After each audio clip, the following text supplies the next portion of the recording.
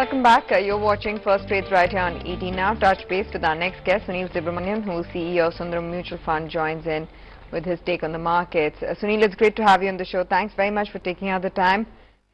You know, it's again the same question. How are you really mapping the trends on earnings? Because it's a rolling cycle, right? And now the expectation is that FY19 earnings will finally rise. Well, if you want me to categorize the current state of the market, I would call it as political uncertainty combined with economic certainty. So what I mean is that both globally and domestically, you are seeing the economic footprints. The monsoon outlook is good, the IIP inflation was reasonable, with the monsoon inflation should be still under control. Then you have the basically the IIP numbers and the demand numbers coming in strongly. Same way internationally also, it's a very similar situation. There's political uncertainty around Syria, US versus Russia, US versus China, US versus Korea. But economic footprint both in America and Europe and Japan are all looking extremely positive and strong. So from a perspective of the portfolio, right, the earnings season, this economic certainty will lead to a robust earnings season. We believe that 17 to 18% are on the large caps, 20 to 22% on the mid caps, and about 23 to 25 on the smaller and micro caps is what we think are going to be playing out this year. And that will, in terms of the portfolio allocation, the earnings season is also important for us as we look for the guidance for the current year. The year gone by is not so relevant. Maybe the last quarter, those results for the last quarter are relevant because they will probably be the first quarter for many companies which is totally devoid of a GST and a demonetization impact. So interest will be there in the last quarter earnings to see how they have coped, and the guidance they are giving for the current year will help us reallocate portfolios. And that being said, the big major event is the Karnataka elections. So I think towards the end of May, we'll get a lot more clarity based on the results on the political side.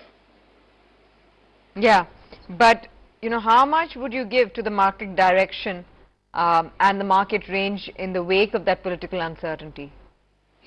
So I would say that plus or minus 500 points on the Nifty is probably the range that we will see in the shorter duration in the next 3 to 6 months.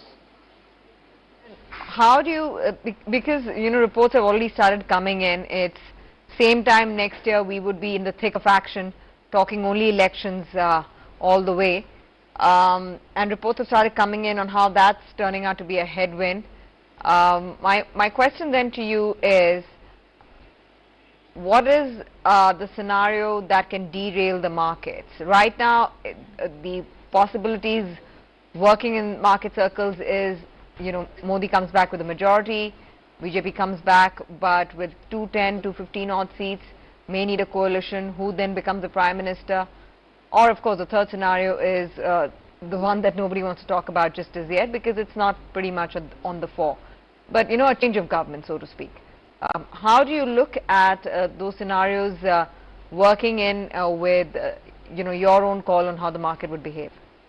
And there's a fourth scenario which you have not mentioned, which is an advancement of the elections to November this year, which I think is a real situation the government is evaluating from what we hear. Side talks, rumor mills active in the markets, right? So since there's nothing official about it, but since you've mentioned it, yeah, go ahead with that scenario too. Yeah, so the point is like this. So the scenario for us of, let me address the scenario I brought up first. An early election scenario would be very positive because it indicates a confidence on the Modi government that they can actually win through and carry forward a majority. Because remember that regardless of whichever scenario operates, the government is going to have a Rajya Sabha majority same time next year, thanks to that 2-year rotation policy. They have a lot of states in their control now. So, right? The other three issues which you said, Modi coming back to power, it's a slam dunk, so it's not an issue. One is the coalition and one is a non-BJP government in power. So the point is, yes, the market will be sensitive and will react to it, but from a perspective of a portfolio, the earnings season, I don't think it's going to have any impact on the earnings season. Second, portfolio perspective, those two scenarios of Mr. Modi not coming back to power with a resounding majority or a comfortable majority would mean that portfolios would be tending to the short term as opposed to the long term. Why I am saying this is, in the short term, the populism which will come in, right? If even Mr. Modi, there will be exit polls which will come, not exit polls, pre-election polls, right, which come in, and the indication on the ground, if it's not very strong, you will see the government switch from its infrastructure, road building and all those focus to maybe a more populist approach, increasing Narega, increasing food subsidy, fertilizer subsidy and all of that. So what that would mean, it will give a short-term pop to the consumption sector, to the rural sector, and normally this happens in every election year. So the short-term consumption numbers will look very robust and strong, and so as a fund manager, we would allocate a greater proportion of a portfolio to the short term. If the scenario is looking good from Mr. Modi coming back to power, then we would expect a renewed thrust on infrastructure, on affordable housing and road laying and all of those long-term things which are going to generate. So then our portfolio would automatically tilt towards an infra, building materials, capital goods, those kind of portfolio. So very highly polarized portfolios is what we see happening based on how these outcomes look to be panning out based on the news flows. Sunil, what so are you expecting from the earnings season? Any outliers or any dark horses which could surprise in the upside? The earnings for us, we moved on FMCG, we moved from underweight to neutral because earlier we were a little bit thinking the valuations were expecting an earnings growth which was not looking justified, say 3 months ago. But today we think that the actual FMCG numbers are going to come out fairly strong and robust. So we have changed our stance there.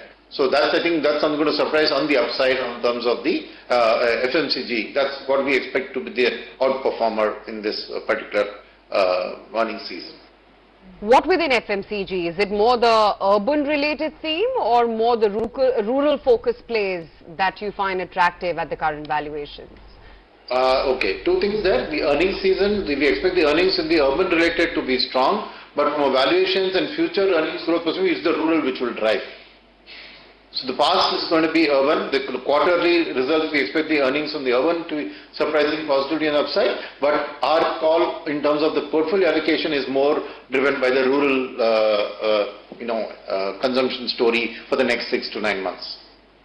Can we finally bank on banks to say this is it and no more on the bad loan mess, or at least give us a timeline on how bad things can get before they get better? Well, a tough question to answer.